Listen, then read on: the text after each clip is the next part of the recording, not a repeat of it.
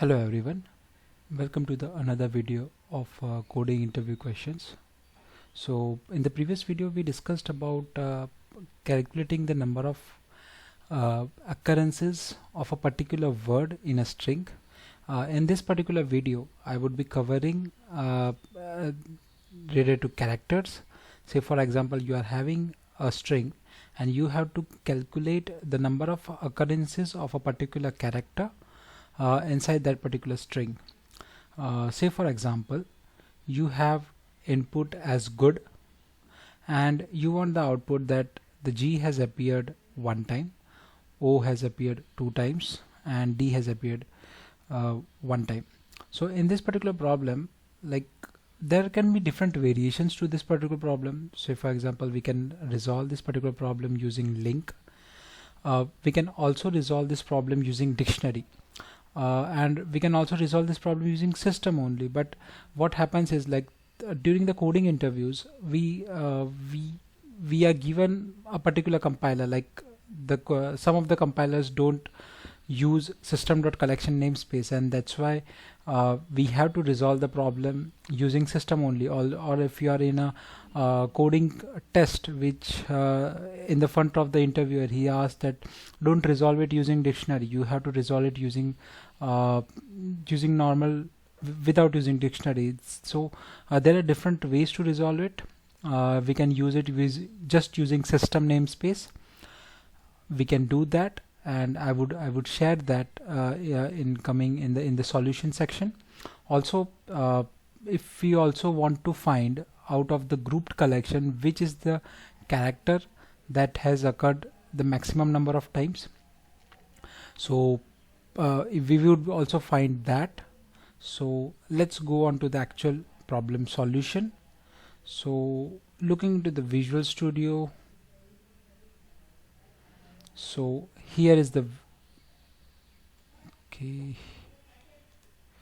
so let's go to the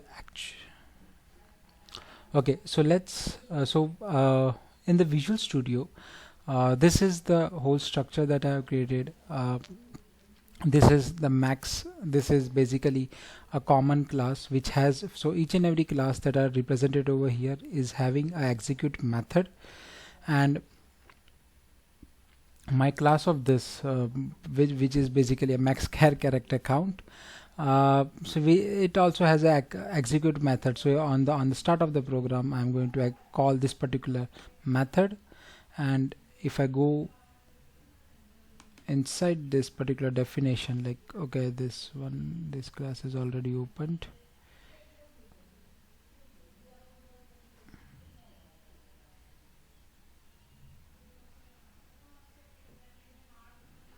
Okay, so what I have done is I have taken the input from the user, and I'm just taking the input, like it can be a string or a word and whatever the user has inputted, and I am having three different methods, like the calculate the char count using Linq. So it's a normal function that we can use for basically calculating the number of occurrences, and we can share the details about that. If that's not the case, we can also resolve it using dictionary. Also, if the interviewer asks to not resolve using dictionary, we can use array for resolving it. So let's see each of the solutions one by one. So say for example I'm passing the string or the input string from the user, and then what I'm doing is I'm converting it to a char array. So what it would do is it would create an array of all the characters that are there in the string, and then I would be grouping them one by one, like on each and every character. So this one uses the Linq feature that we have in C#, and it gives me a groupable collection, like a group collection, enumerable of grouping of, and then it has a key value pair, like it has a key which basically has the character, and this one basically represents the number of count that we have on a particular character, and I am just looping onto the char array.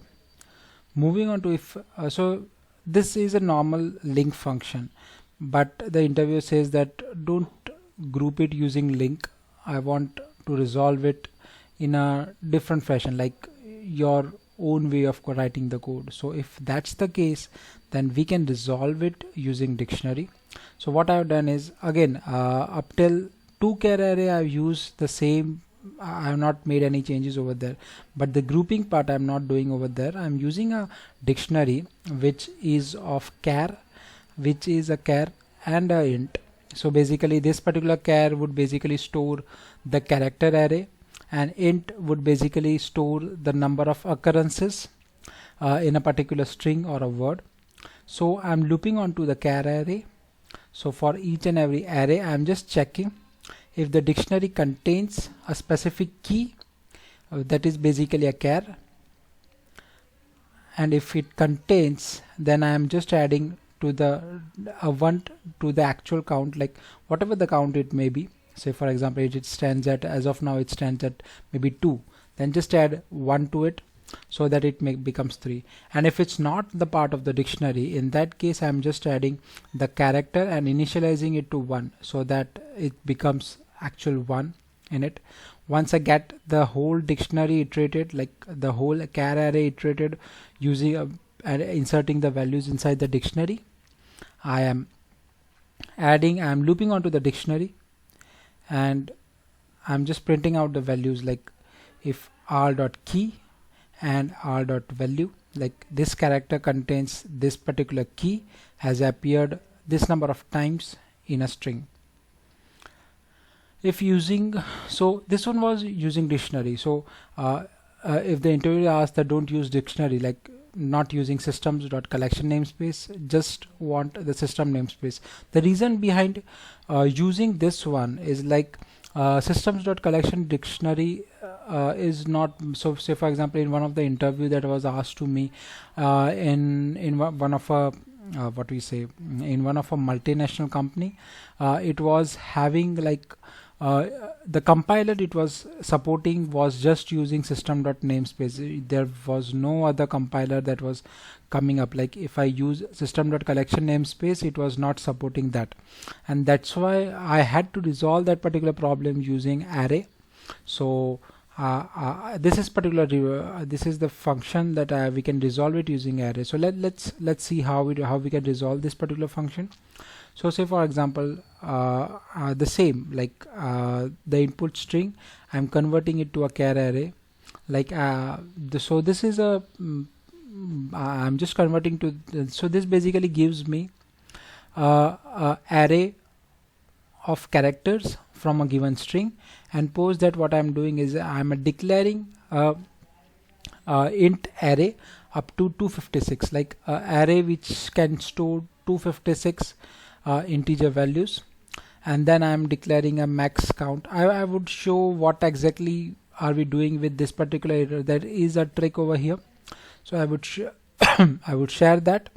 So so then this is a max count, which basically would store what is the max count of a particular character that has appeared inside this particular loop, and this one what is the actual character. So I would just iterate on the char array, like on the whole array of the string, and just increment the array, like array of, say for example if it's a G, right, good, the first word comes over here, then if it's G, then just increment that particular value to +1, right?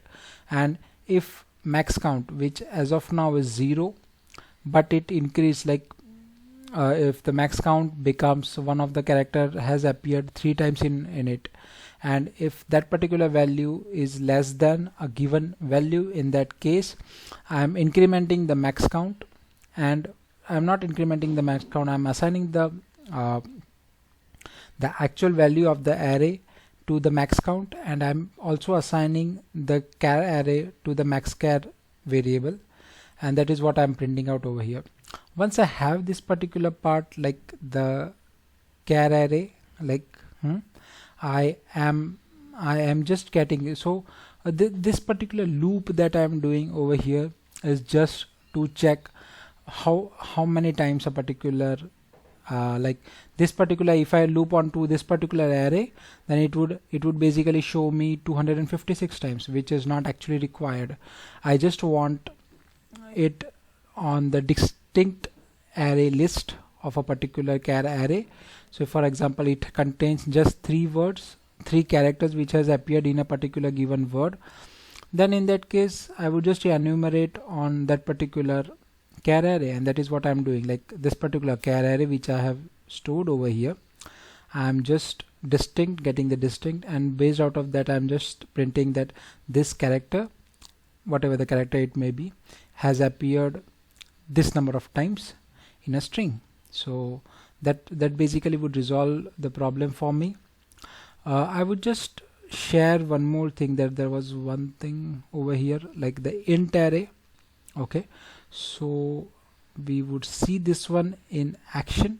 Prior to that, I would just share that, say for example, what this one would store is, it would basically store an ASCII key and the actual count for how many times it has appeared. So there is a say for example, you can just have a look at it, like this particular ASCII key and this particular code. So let's see this one in action, so that I would be let's see this one in action, so that I can explain you easily on how we are storing this particular array. So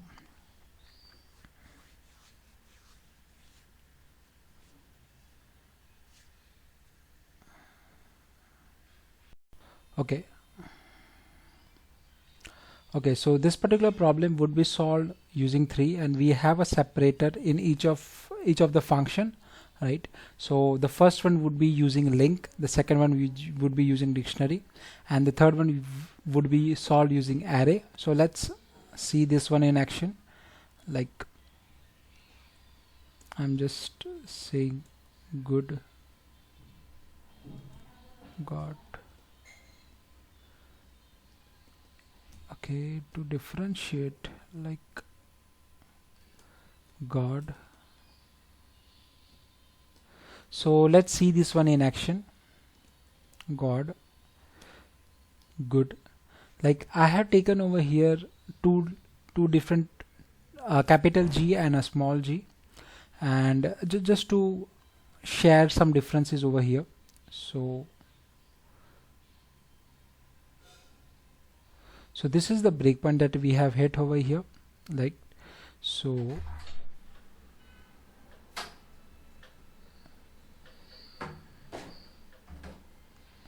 So if we have a look at the results, okay, so this is the breakpoint that I have hit over here. So if we have a look at the results over here,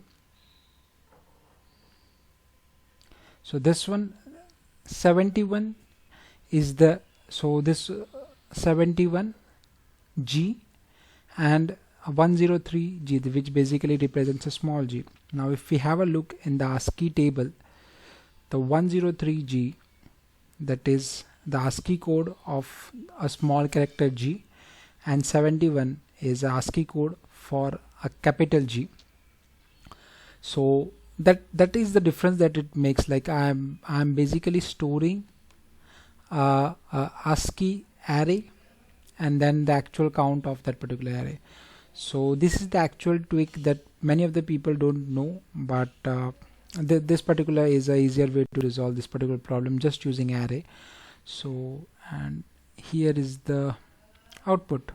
So this particular O has appeared 3 times, while the characters, so the character that O has appeared maximum number times is 3, and that is what we are seeing over here, like the actual O, and this one O has appeared 3 times. So yep, that's all from my side on this particular problem. If you have any questions or queries, add in the comment box and I would respond to them. Thank you.